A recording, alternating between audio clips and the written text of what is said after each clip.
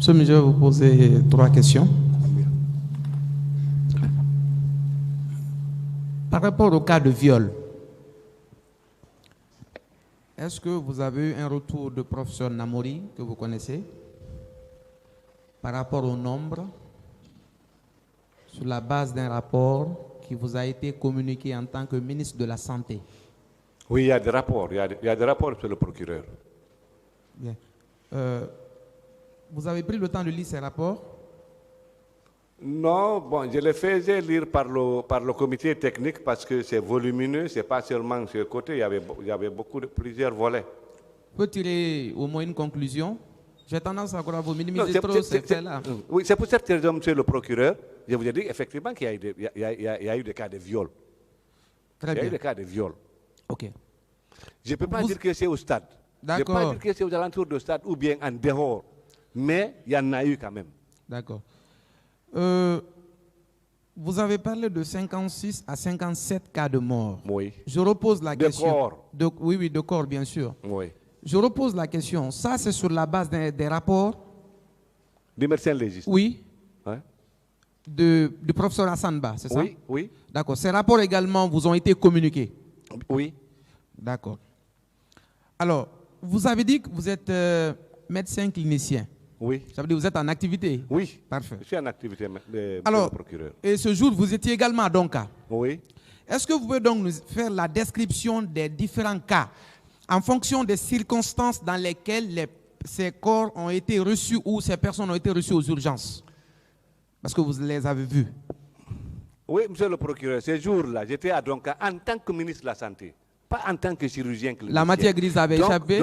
Donc, j'ai pas vu les malades, j'ai pas touché les malades, comme dans mon cabinet de chirurgien. Je suis venu à Donka en tant que ministre de la Santé. Très bien. J'ai fait un tour d'horizon, j'ai vu qu'il y a des blessés, il y a des gens couchés par terre.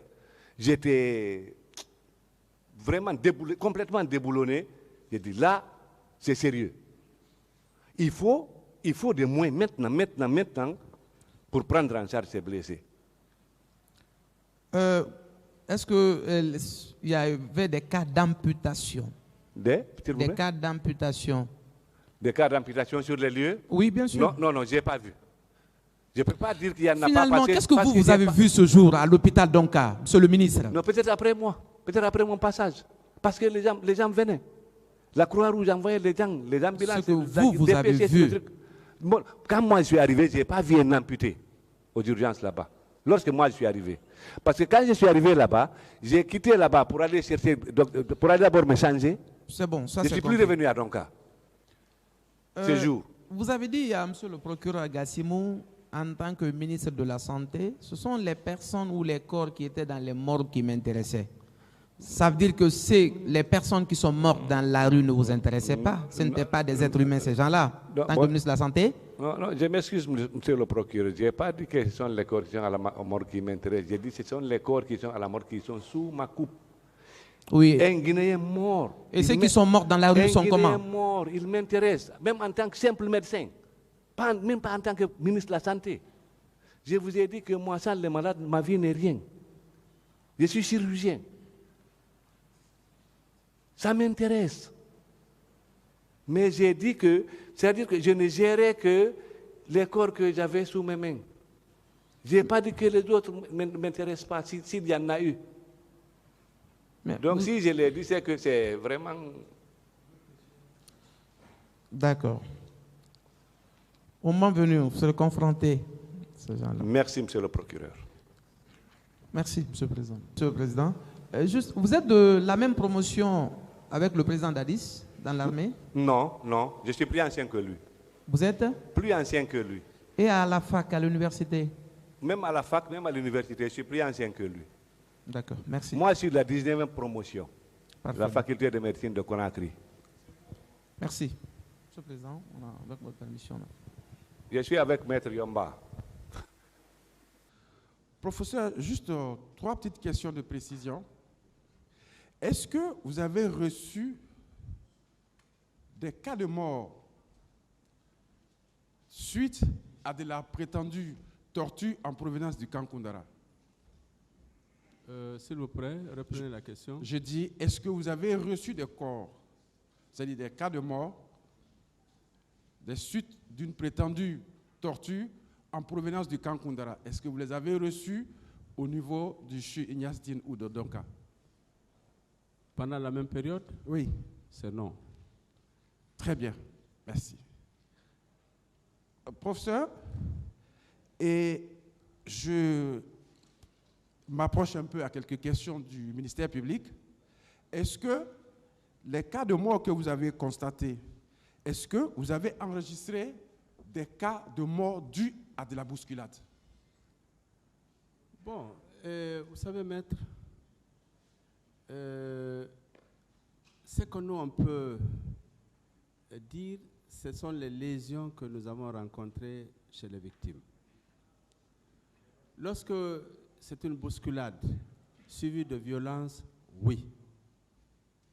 Lorsque c'est une bousculade suivie de compression thoracique ayant entraîné une asphyxie mécanique, oui. Mais une bousculade, s'il n'y a pas de lésion, on n'a rien à voir. Très bien, professeur. Et est-ce que, donc dans ce cas, vous avez tout à l'heure énuméré des cas où vous avez spécifié, comme on appelle, les différents cas de mort, les causes des différents cas de mort. Oui. Donc, est-ce qu'on peut dire, est-ce que vous pouvez nous donner un chiffre qui correspondrait à ce cas, c'est-à-dire dû à cette bousculade? Un chiffre. Bon, monsieur Maître, vous savez, encore une fois, j'ai parlé des morts dues à une asphyxie. Et mon travail n'est pas de dire qu'il y a eu bousculade parce que je n'y étais pas au stade. J'ai examiné les corps à la morgue. Donc, je ne pourrais pas décrire les circonstances. Mais encore une fois, j'ai eu des cas chez lesquels il y a eu des signes en rapport avec une asphyxie mécanique. Est-ce que cette asphyxie est consécutive à une bousculade ou à une compression du thorax ou quoi? Mais s'il n'y a pas de lésion, encore une fois, il n'y a pas de lésion. Donc, je ne saurais pas vous dire. Je ne saurais pas. Merci, professeur. Votre réputation vous précède.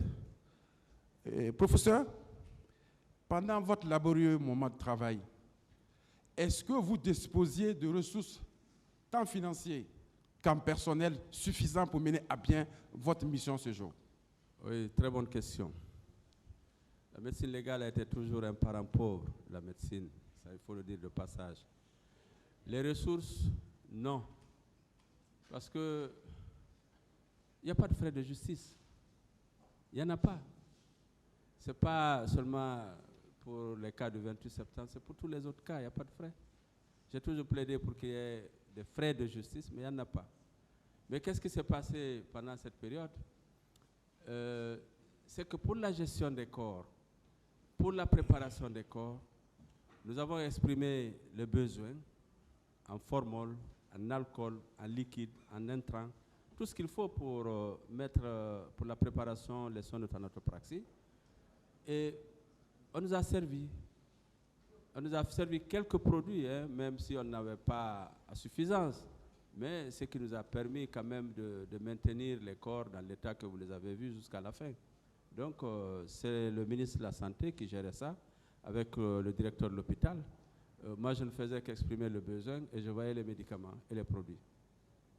Merci, monsieur le professeur. Merci, monsieur le président. Honorable assesseur, merci. Colonel, monsieur le président, pour cette infraction, est loin d'être responsable. Ils ont dit, certains ont défilé ici, non. Il nous a insultés, il a injurié. Parcourez l'ordonnance de renvoi, monsieur le président, parce que moi je tiens à ça. C'est le credo de la défense. Vous ne pouvez pas inventer. Consultez cette ordonnance s'il est poursuivi pour des cas d'injure publique. Il n'y en a pas. Il n'y en a pas.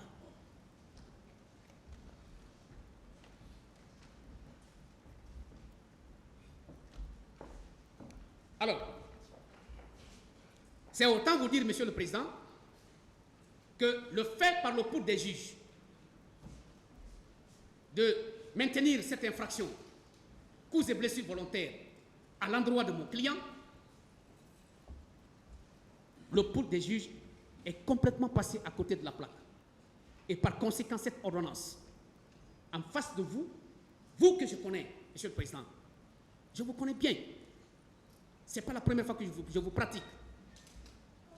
Vos assesseurs aussi, je les respecte. Cette infraction n'est pas constituée à son encontre.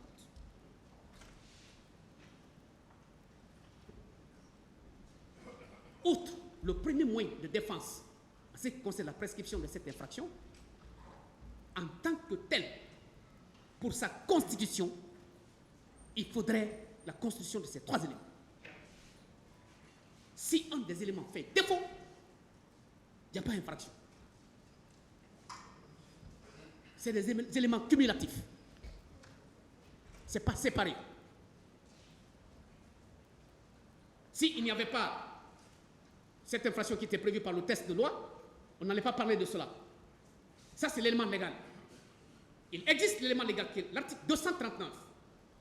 Mais si l'auteur n'a pas posé d'acte concret pouvant toucher l'intégrité physique d'une victime, l'élément légal, l'élément matériel aussi, saute. S'il n'y a pas l'élément moral, qu'est-ce que vous voulez qu'on fasse? Vous voulez coûte que coûte envoyer ce monsieur pour ses derniers jours en prison.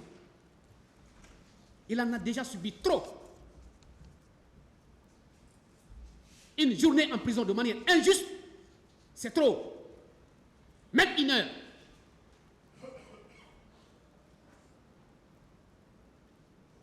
Ils ont jeté tous les discrédits sur mon client. Toutes les étiquettes. Il a été traité tous les noms d'oiseaux. Mais de grâce, revenez à votre raison quand même. Interrogez-vous. Est-ce que cette infraction est constituée? Est-ce que le colonel était au stade du 28 septembre? Parce que tout part de là. C'est que le législateur ne vous a pas dit et qui doit intéresser le tribunal, la commission de cette infraction suppose nécessairement la présence physique de l'auteur. Sa présence sur les lieux. On ne peut pas inventer. On ne peut pas se lever le matin, faire la toilette et venir dans une salle d'audience et dire oui, à travers ce procès verbal, ce monsieur-là est coupable.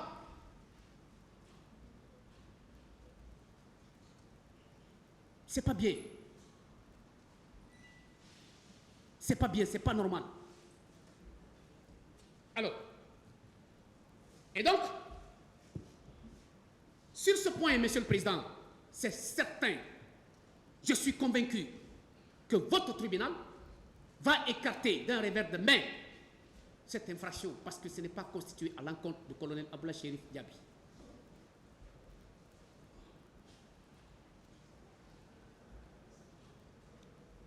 Alors, outre cette infraction cause et blessures volontaires, qui déjà, le primitif étant fidèle depuis le début jusqu'à maintenant, je suis convaincu qu'elle n'est pas constituée. Parce que vous dites tous les jours, vous rappelez tous les témoins. Le témoin, vous lui rappelez les obligations qu'il a. C'est l'obligation de déposer et de manière sincère et honnête. Et vous lui dites, le témoin, c'est celui qui a vu, c'est celui qui a entendu. Voir et entendre font deux. J'ai vu parce que j'ai vécu. J'ai entendu parce que je peux ne pas être présent. On peut me siffler au dehors, cette information. Oui, j'ai entendu. Mais qui vous a dit? Qui vous a dit? Qui vous a dit que le colonel Chérif a porté des coups sur les blessés qui étaient par terre à Donka? Qui a dit? Amenez cette personne, présentez-la, l'intéressé confirme. Un est parti même jusqu'à dire, non, Un ministre est venu. On lui a dit, c'est quel ministre? J'ai posé la question ici. Quand vous dites un ministre, c'est qui? Il dit, c'est le colonel Chérif.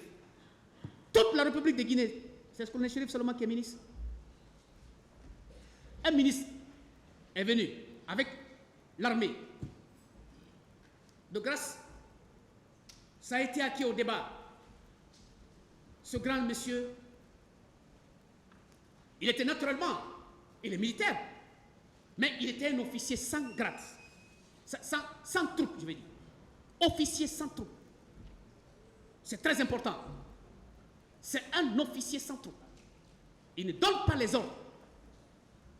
Il n'a pas une équipe. Il n'a pas un bataillon. Il n'a pas un régiment. Il n'a pas de groupe. Mais il a droit à la garde rapprochée. Parce que c'est un ministre d'État.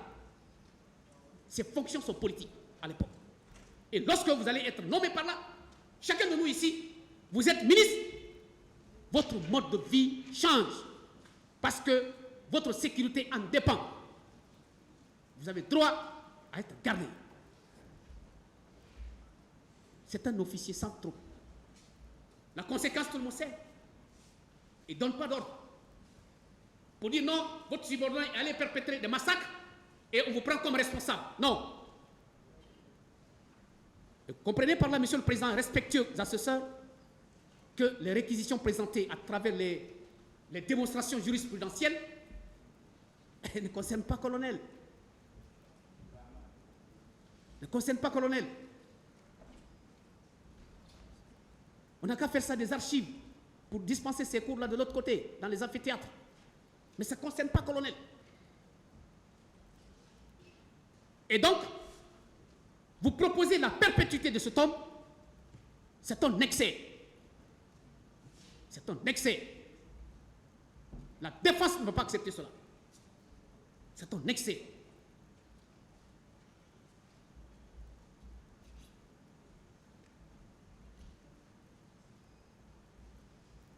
Alors, dans cette même ordonnance, mon client est reproché des faits de non-assistance à personne en danger.